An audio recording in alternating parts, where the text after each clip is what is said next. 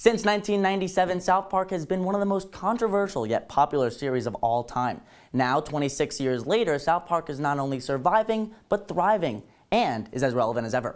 This has led to the show finding themselves in a two-date, one-prom scenario with two major streaming platforms wanting control over South Park, creating a ruckus in Colorado's resident quiet mountain town. Right now, everybody is watching The Watcher. With 125 million plus views for this week alone, Netflix is gaining so much traction over the 7-episode series. It's a mystery thriller that follows the Brannick family who just spent their life savings purchasing a dream home. However, what they failed to realize is that this purchase would turn into their very worst nightmare.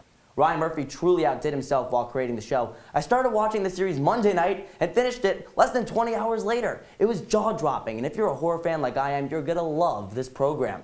I think I got the gist of what it's like to work with animals. Now, let's go back to working with humans and return to the Unpeeled desk to talk all things animal control.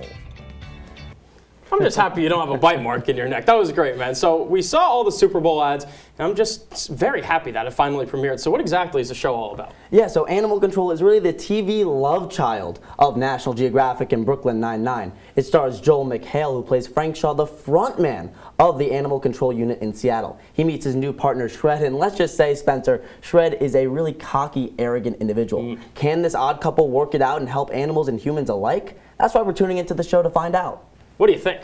I gotta say, I really enjoyed the show. I think McHale plays a brilliant, sarcastic, smug, wise guy character, and I think his chemistry with the rest of the cast is really evident on the stage. Also, we see a lot of the cast in wacky and wild situations. There was an example in the show when a Slim Jim was placed in the back pocket of Shred while dealing with a bunch of ostriches. Uh-oh. Let's just say these big birds like the Slim Jim, but they did not like Michael Rowland's character in the show. Really fun show all around. That sounds like a tough situation, and I gotta know. Oh. That guy looks awfully like you. Well, that's not Joel McHale, I could tell you that. And you know what? I should take this mic off. I should leave Newhouse. I should quit broadcasting all around because I look pretty good right now in an animal control suit. I'm not going to lie to you. All right. Well, if Mrs. Goldberg is listening, cover your ears because your son's dropping out of college to go to the zoo. Thank you, Charlie. I'll be sure to check that show out. It sounds absolutely nuts. I'm so excited to be talking about this with you. There was a lot of controversy. It needed to be talked about. Can you tell us about this show's newest season? Well, I know you're a huge Crown fan. I just got to say, I'm surprised you're not on the show. You're a queen, Ella. So let's get right to it. Stop. Yeah, definitely one of those crazy times for the royal family. What have fans been thinking of this season, though? Well, let me put it like this. Opinions are like noses. Everybody has them. They're all different. However, a lot of these opinions or noses, whatever you want to call them, were similar here. A lot of people had negative things to say about the season of The Crown. Why is this? It's because the royal family wasn't acting royal. There was a lot of infidelity here, a lot of cheating, and a lot of backstabbing. All the characters were just really being messy and being mean and manipulative, and that's why fans aren't enjoying the show.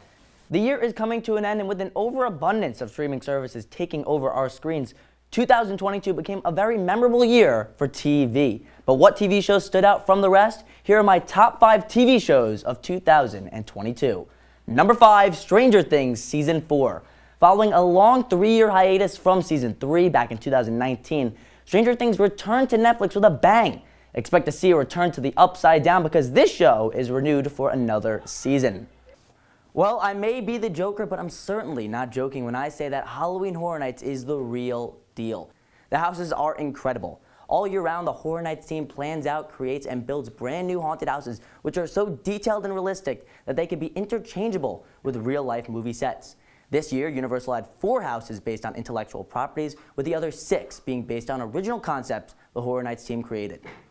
Of this year's IPs, my favorites were Halloween, based off the 1978 original Thrasher film, and The Weeknd's After Hours Nightmare, where the music absolutely rocked.